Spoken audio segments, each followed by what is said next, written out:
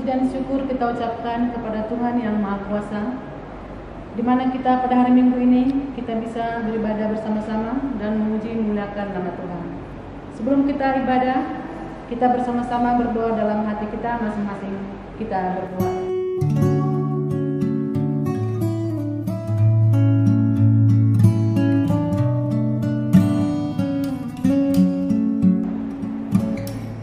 Amin.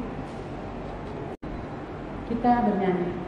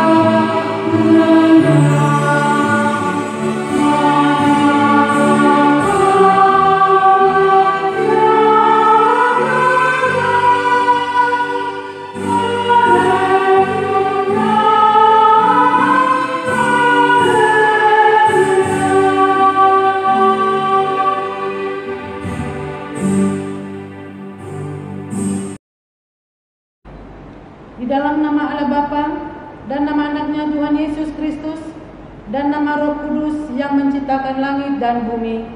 Amin. Sebab aku yakin bahwa penderitaan zaman sekarang ini tidak dapat dibandingkan dengan kemuliaan yang akan dinyatakan kepada kita. Haleluya.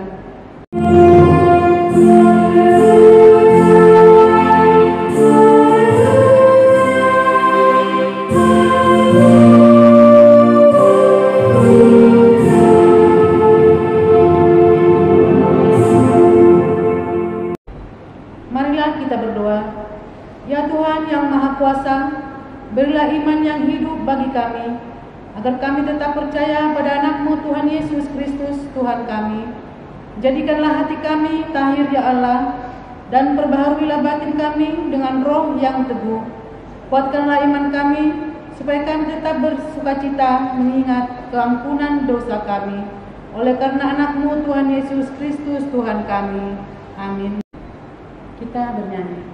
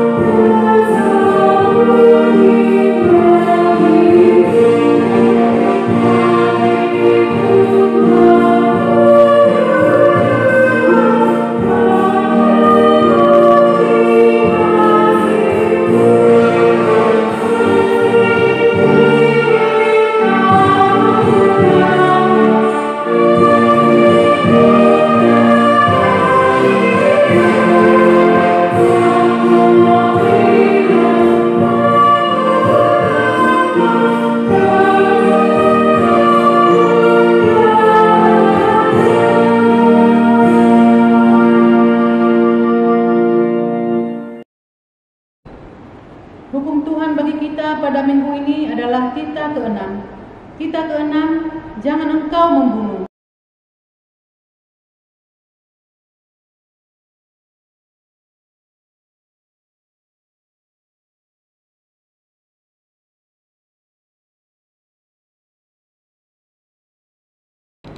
Marilah kita bersama-sama memohon kekuatan dari Tuhan.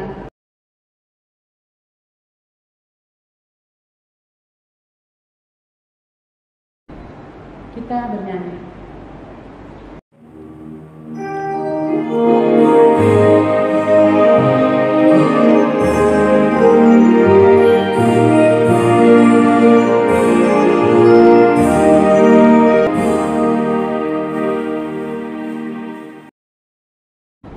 Marilah kita merendahkan diri kita untuk mengaku dosa kita.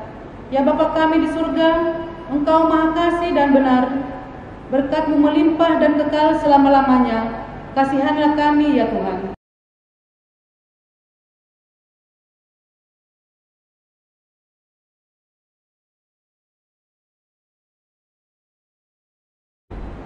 Limpahkanlah kasih sayang-Mu kepada kami, dan berkatilah kami dengan pertolongan-Mu.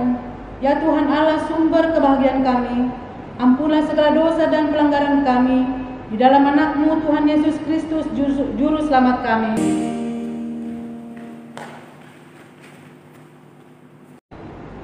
Dengarlah janji Tuhan akan pengampunan dosa kita.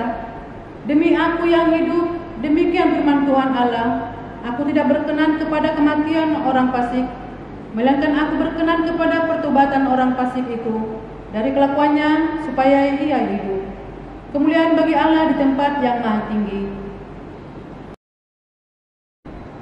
Kita bernyanyi.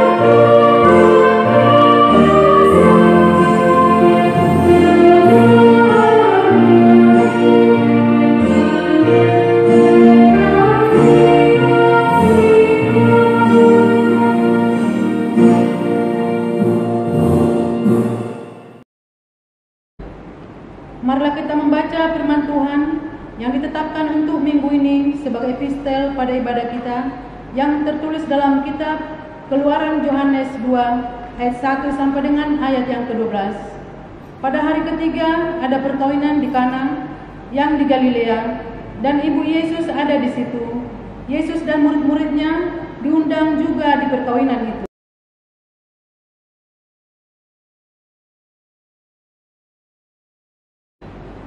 Kata Yesus kepadanya, "Mau apakah engkau daripadaku, Ibu? Saatku belum tiba."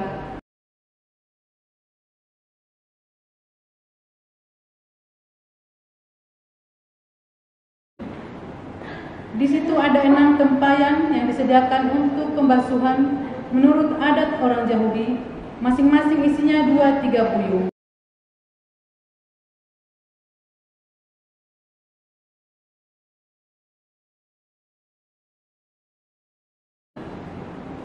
Lalu kata Yesus kepada mereka, "Sekarang cedoklah dan bawalah kepada pemimpin pesta."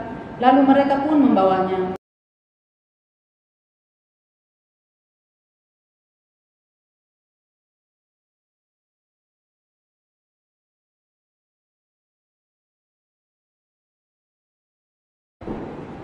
dan berkata kepadanya, "Setiap orang menghidangkan anggur yang baik dahulu, dan sesudah orang puas minum, barulah yang kurang baik. Akan tetapi engkau menyimpan anggur yang baik sampai sekarang."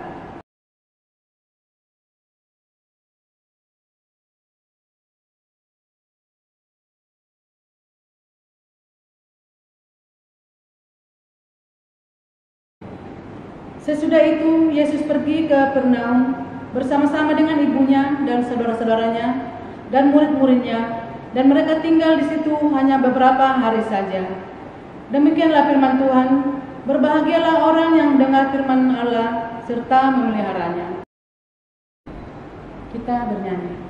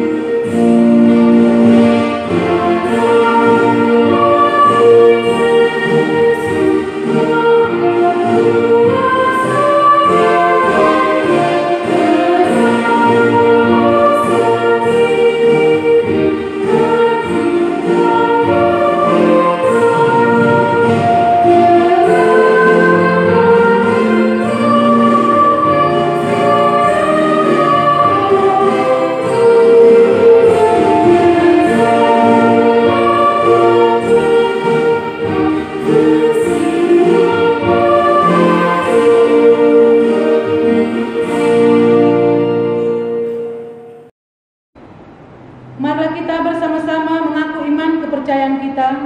Sebagaimana teman-teman seiman di seluruh dunia, kita bersama-sama mengucapkannya.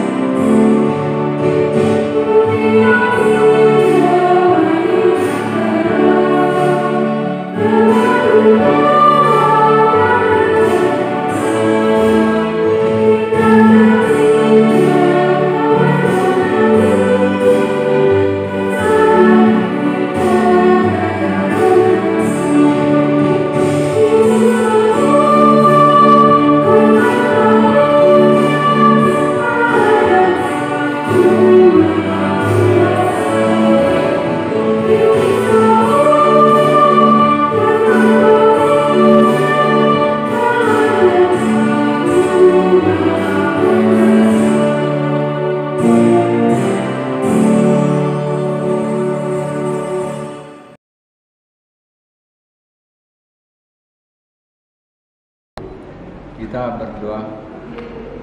Damai sejahtera Allah yang melampaui segala akal, itulah yang memelihara hati dan pikiran dalam Kristus Yesus Tuhan.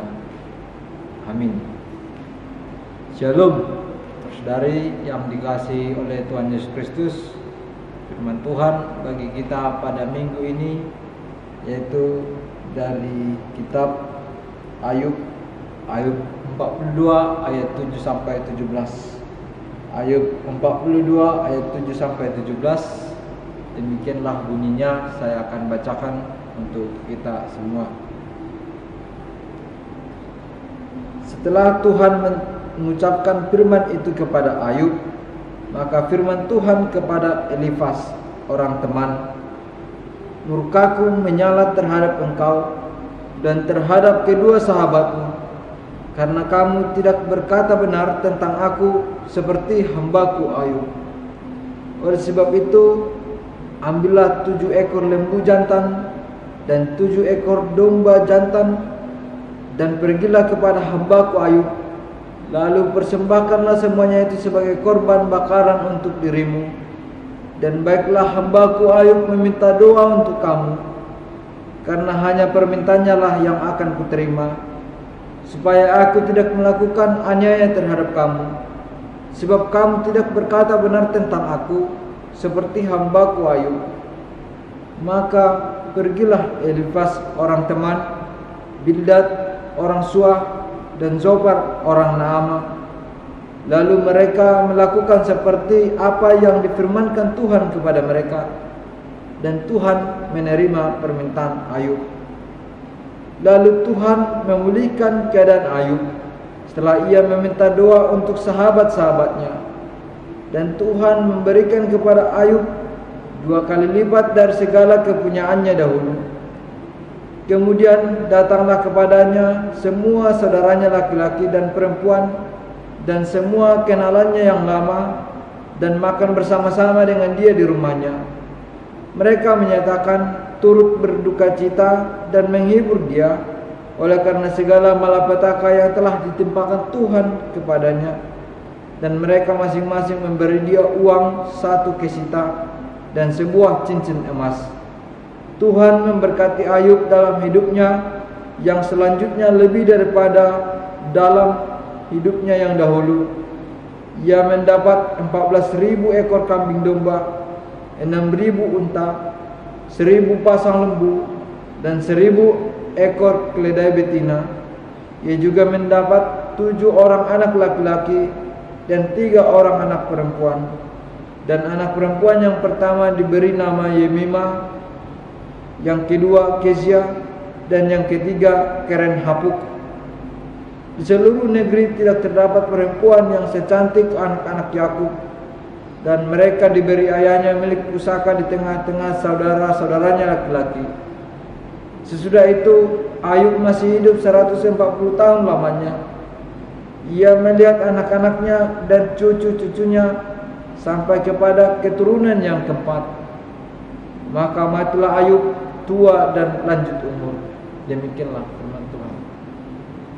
Tersaudari yang dikasihi oleh Tuhan Yesus Kristus, bahwa mungkin kita semua sudah pernah mendengarkan tentang Ayub dan bagaimana kesolehan seorang Ayub yang luar biasa, sehingga Ayub ini adalah orang yang disukai oleh Allah karena kesalehannya itu menjadi berkenan bagi Tuhan Allah, dan juga kesetiaan yang dia miliki membuat Allah memberkati hidupnya. Tersaudari yang dikasihi oleh Yesus Kristus, bahwa ketika kita mengikuti cerita Ayub, sebelumnya ia merasakan banyak penderitaan.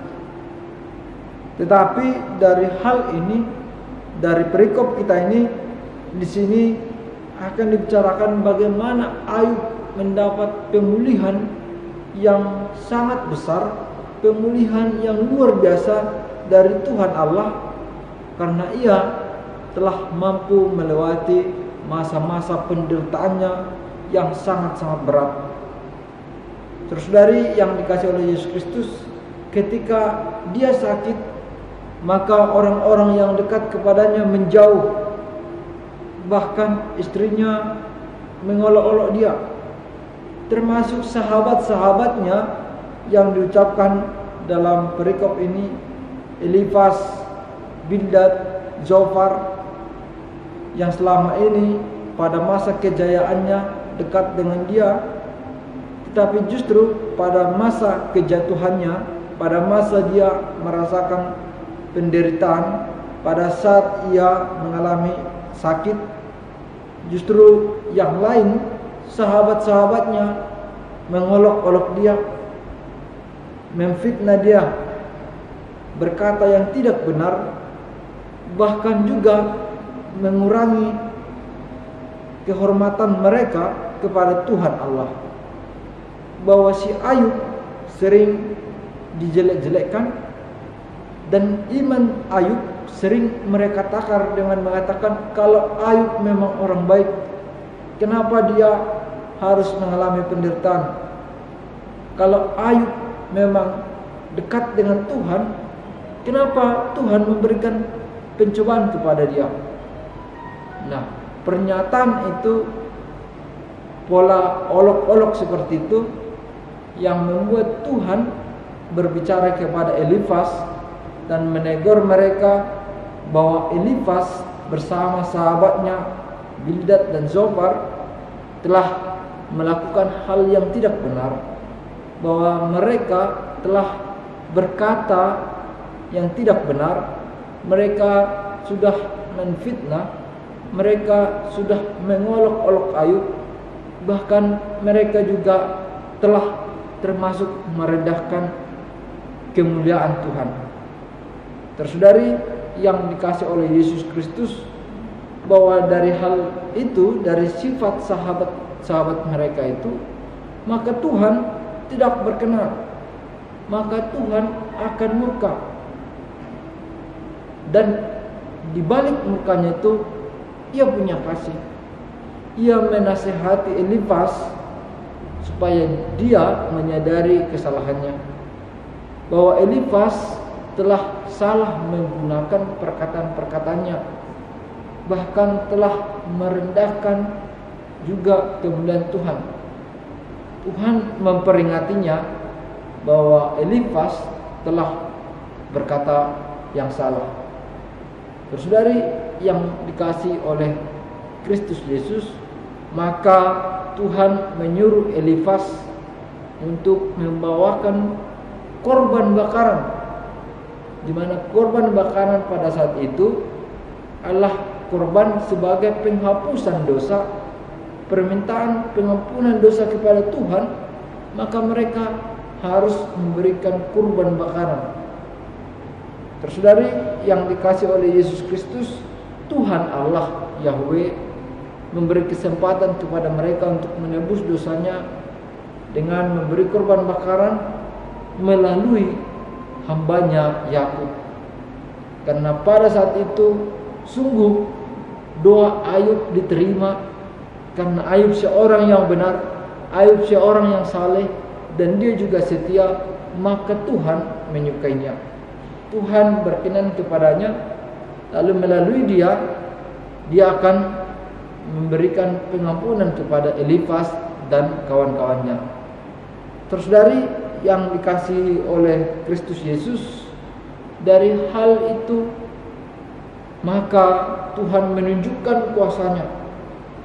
Tuhan memberikan pemulihan kepada Ayub, bahwa yang selama ini dia menderita, Tuhan mengangkat derajat hidupnya. Tuhan memberikan kemudahan kepada dia. Tuhan memberikan kesehatan sehingga dia pulih dari sakit penyakitnya. Bahkan Tuhan juga memberikan harta yang selama ini telah hilang, yang telah selama ini menjadi hilang karena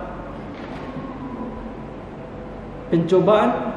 Lalu Tuhan memulihkan keadaan Ayub. Bahkan Tuhan Allah memberikan 2 kali lipat daripada harta sebelumnya. Saudari yang dikasih oleh Yesus Kristus, dan yang kemudian pemberian Tuhan kepada Ayub Allah harga dirinya, derajatnya yang selama ini diolok-olok oleh temannya, maka di situ pun mereka harus mendapatkan pengampunan dosa melalui Ayub. Saudari yang dikasihi oleh Kristus Yesus, maka kita lihat di sini bagaimana cara Allah memperlakukan umatnya, hambanya, yaitu Ayub seorang yang setia. Tetapi Tuhan tidak membiarkan Ayub terus berada dalam penderitaan. Ia memulihkan kehidupan Ayub. Saudari yang dikasihi oleh Yesus Kristus, itulah upah bagi seorang yang saleh. Itulah upah daripada Tuhan Allah bagi seorang yang setia kepada Tuhan Allah, dan ia memenangkan pergumulan imannya. Sedangkan bagi mereka yang merendahkan Ayub, mereka yang tidak menjaga perkataannya kepada Ayub, bahkan tidak menjaga perkataannya kepada Tuhan Allah, maka Tuhan memberikan peringatan. Tuhan memberikan peringatan kepada mereka supaya mengubah kehidupannya. Saudari yang dikasihi oleh Yesus Kristus, tetapi ternyata dalam perikop ini teman-teman daripada Ayub itu melakukan seperti apa yang diperintahkan oleh Tuhan Allah. Mereka membawa persembahan, mereka meminta maaf kepada Ayub, dan masih ada kesempatan yang diberikan oleh Tuhan Allah supaya mereka merubah kehidupannya. Lalu semua orang-orang dekatnya kembali kepada dia. Lalu para teman-teman yang menjauh menjadi mendekat, dan anak-anaknya yang telah mati, maka Tuhan menggantikannya dengan putra dan putri. Bahkan disebut tadi anaknya tidak ada yang lebih cantik daripada mereka pada waktu itu. Saudari yang dikasihi oleh Yesus Kristus, dari hal ini kita lihat bagaimana seorang Ayub yang diberkati, yang dipulihkan oleh Tuhan karena Tuhan menyukainya.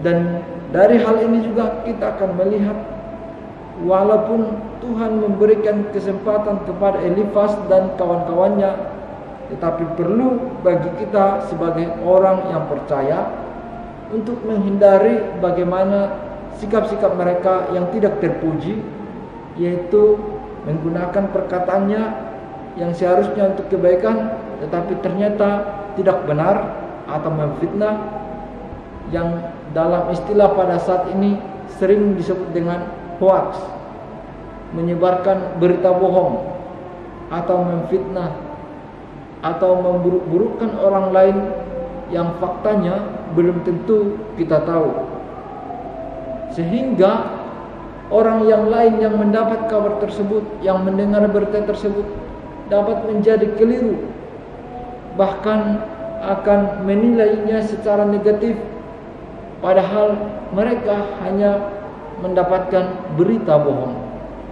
Saudari yang dikasihi oleh Yesus Kristus, sekali lagi Tuhan tidak berkenan kepada Elifas karena perkataan-perkataan mereka yang tidak benar. Maka pada saat ini negara kita sebagai masyarakat juga harus menghindari hoax. Jangan menjadi pemberita yang hoax, dan juga jangan menjadi penerima hoax, supaya tidak terjadi salah paham, supaya tidak terjadi penyesatan. Kemudian saudari yang dikasihi oleh Yesus Kristus, di balik sifat mereka tadi, maka mereka juga melakukan seperti yang disuruh oleh Tuhan Allah demi pengampunan dosa mereka, bahwa mereka juga mau untuk mengubah kesalahannya. Mereka mau mengakui dan meminta maaf kepada Ayub. Saudari yang dikasihi oleh Yesus Kristus, mengakui kesalahan dan minta maaf adalah salah satu pekerjaan yang mudah tapi berat tetapi mudah. Artinya tidak semua orang melakukannya, walaupun untuk meminta maaf dia mempunyai kesempatan untuk itu. Mungkin banyak pertimbangannya dan lain sebagainya, tetapi Elifas mengakuinya kepada Tuhan, menuruti Tuhan, dan juga kembali menjalin hubungan yang baik kepada Ayub. Saudari yang dikasihi oleh Yesus Kristus, dalam hal ini pun sebagai orang beriman, di mana kita mengatakan diri kita percaya kepada Tuhan, maka kita juga harus memiliki sifat yang mau mengaku kesalahan. Saudari yang dikasihi oleh Yesus Kristus, mengakui kesalahan, mengakui dosa, dan berupaya untuk tidak mengulanginya adalah kehendak Tuhan, adalah hal yang disukai oleh Tuhan. Karena Tuhan menginginkan supaya orang jahat itu bertobat, orang jahat, orang yang sesat itu berubah dari perilakunya menuju kepada kebaikan. Saudariku yang dikasihi oleh Yesus Kristus, maka jangan pernah malu atau gengsi-gengsian ketika kita harus mengakui dosa dan kesalahan kita, apalagi mengakui dosa kepada Tuhan yang tidak boleh kita sembunyikan.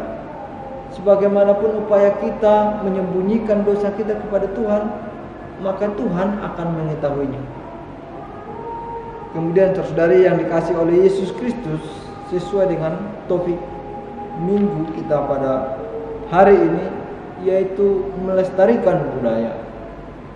Saudari yang dikasihi oleh Yesus Kristus, dari perikop Ayub ini dengan tema melestarikan budaya sebenarnya agak jauh. Tetapi dari hal ini kita mau melihat bagaimana itu budaya. Bahwa budaya adalah kebiasaan yang sudah diakui, dianut sebagai kebenaran. Bahwa budaya adalah kebiasaan yang sudah kuat, bahkan itu berlangsung secara turun-temurun, sehingga kebudayaan itu dianggap sebagai kelaziman atau suatu kebenaran. Saudari yang dikasihi oleh Yesus Kristus, ternyata Tuhan memberikan itu kepada manusia. Jadi berbahagialah, banggalah kepada saudara sekalian, di mana Tuhanlah yang memberikan kebudayaan itu. Saudari yang dikasihi oleh Yesus Kristus, karena budaya adalah kebiasaan, maka dalam budaya tersebut juga harus diterangi dengan firman Tuhan. Budaya itu juga harus digarami sesuai dengan firman Tuhan. Karena dia adalah kebiasaan, mungkin bisa saja di dalamnya ada kelemahan, bisa saja di dalamnya ada hal-hal yang tidak sesuai dengan firman Tuhan. Oleh karena itu, saudari yang dikasihi oleh Yesus Kristus, dalam hal ini kita diajak untuk melestarikan budaya, tetapi dalam hal ini budaya adalah kebiasaan-kebiasaan yang baik. Bahwa sebagai umat Tuhan, sebagai masyarakat atau makhluk sosial, sebagai orang yang bermoral, maka kita juga berperan untuk melestarikan budaya, karena Tuhan telah memberikan budaya kepada kita, baik itu melalui kesukuan, baik itu melalui kedaerahan kita, baik itu melalui hal yang dianugerahkan kepada Indonesia yang sangat majemuk. Saudari yang dikasihi oleh Yesus Kristus, maka kita harus mengakui bahwa budaya itu, kebiasaan itu adalah pemberian daripada Tuhan. Oleh karena itu, mari kita menghargainya. Mari kita menghormati budaya, tetapi ingat Selalulah membiasakan yang baik, karena itu akan menjadi sebuah budaya. Saudari yang dikasihi oleh Yesus Kristus, budaya itu juga harus sesuai dengan firman Tuhan. Budaya itu harus diterangi oleh firman Tuhan. Budaya itu harus diterangi oleh firman Tuhan, sehingga umatnya membiasakan diri untuk hal-hal yang baik. Kalau pada saat dulu orang tua kita, nenek moyang kita yang sangat teguh dengan budaya, sesuai dengan kemampuan mereka pada saat itu, sesuai dengan pemahaman mereka pada saat itu, mungkin ada yang keliru. Misalnya bahwa budaya cenderung jatuh, ada yang jatuh kepada kepercayaan-kepercayaan nenek moyang, atau percaya kepada tahayul-tahayul, maka itu kita buang. Hal-hal yang tidak baiknya disaring, tetapi itu harus kita akui bahwa budaya jika diarahkan menjadi positif, itu akan menjadi sesuatu yang berharga karena pemberian Tuhan, dan juga mengajak kita untuk melestarikan hal-hal yang baik. Saudari yang dikasihi oleh Yesus Kristus, maka kita semua berperan untuk melakukan, membiasakan diri untuk hal-hal yang baik. Bahwa tadi Tuhan menegur Elifas karena dia telah terbiasa tidak benar dengan perkataannya, tetapi melalui topik minggu ini mengajak kita untuk melestarikan budaya. Indonesia adalah negara yang berbudaya. Kita adalah orang yang berbudaya. Orang Batak adalah orang yang berbudaya. Maka kita harus membiasakan diri menjadi orang yang berbudaya, yang artinya membiasakan hal-hal yang baik. Membiasakan budaya berbicara yang baik, budaya sopan santun, budaya mengasihi, budaya mempunyai kepedulian atau tenggang rasa atau teposoliro. Maka dari hal itu, budaya itu menjadi berkat bagi Tuhan. Jika kita memakai budaya dengan baik, maka akan lebih banyak berkat yang akan kita terima dari Tuhan, karena kita memakai pemberiannya dengan baik dan benar. Amin. Kita berdoa. Ya Tuhan, terima kasih atas firman-Mu pada hari ini. Kami telah mendengarkannya. Biarlah firman-Mu menjadi suluh dalam kehidupan kami. Ya Allah Bapa di surga, Engkau menyukai hamba-Mu Ayub, karena dia seorang yang saleh, seorang yang setia, dan Tuhan memulihkan kehidupannya dan memberikan lebih daripada segala sesuatu yang hilang darinya. Kami juga berdoa ya Tuhan, sebagai orang yang Kau berkati, sebagai manusia yang berbudaya, ajarilah kami Tuhan untuk senantiasa membiasakan diri dengan hal-hal yang baik, karena itulah budaya yang Kau berikan kepada kami.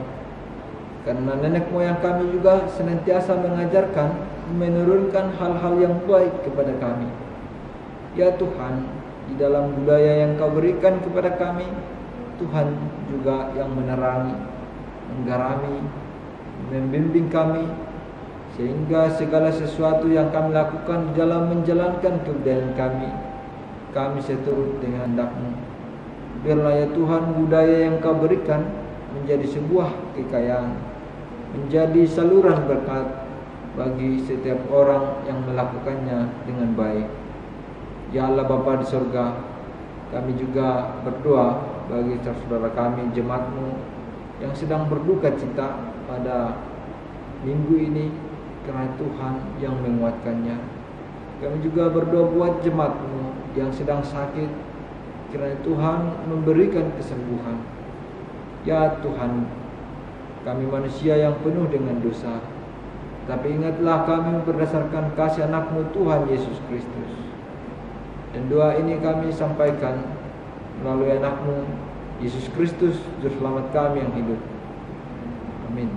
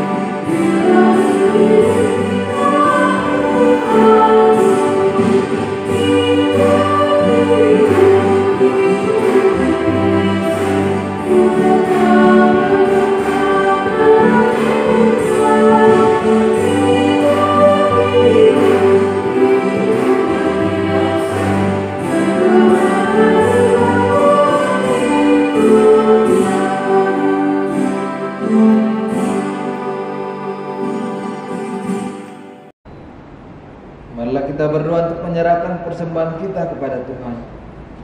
Ya Allah Bapa kami yang di surga, kami mengaku bahwa Tuhan adalah sumber dari segala karunia yang melimpah dalam kehidupan kami masing-masing. Sebagian daripada karunia itu kami serahkan kembali sebagai persembahan kepada Tuhan. Terimalah dan berkatilah persembahan umat-Mu ini, agar dapat kami pergunakan untuk pekerjaan dan pelayanan kerajaan Tuhan di dunia ini.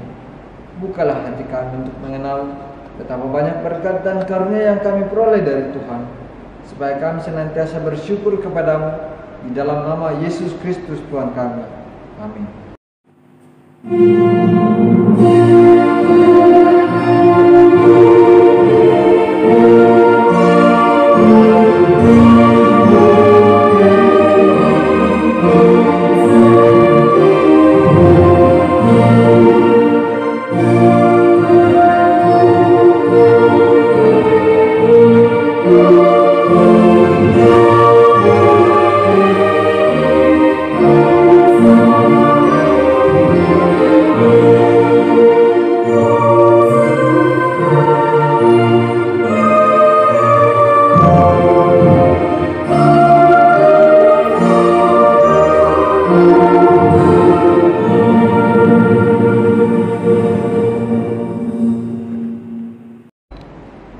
Bapa kami yang di sorga, dikuduskanlah nama-Mu, datanglah kerajaan-Mu, jadilah kehendak-Mu di bumi seperti surga.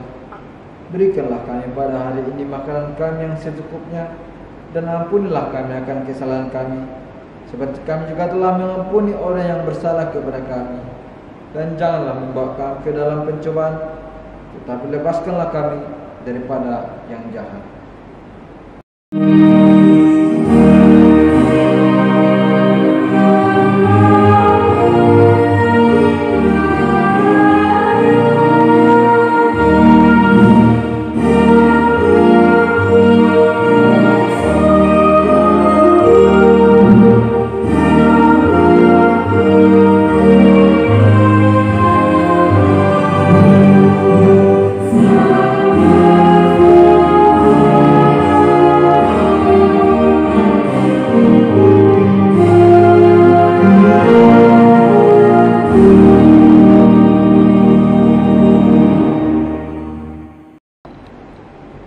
Tuhan memberkati engkau dan melindungi engkau. Tuhan menerangi engkau dengan wajah-Nya dan memberi engkau kasih karunia. Tuhan menghadapkan wajah-Nya kepadamu dan memberi engkau damai sejahtera. Amin.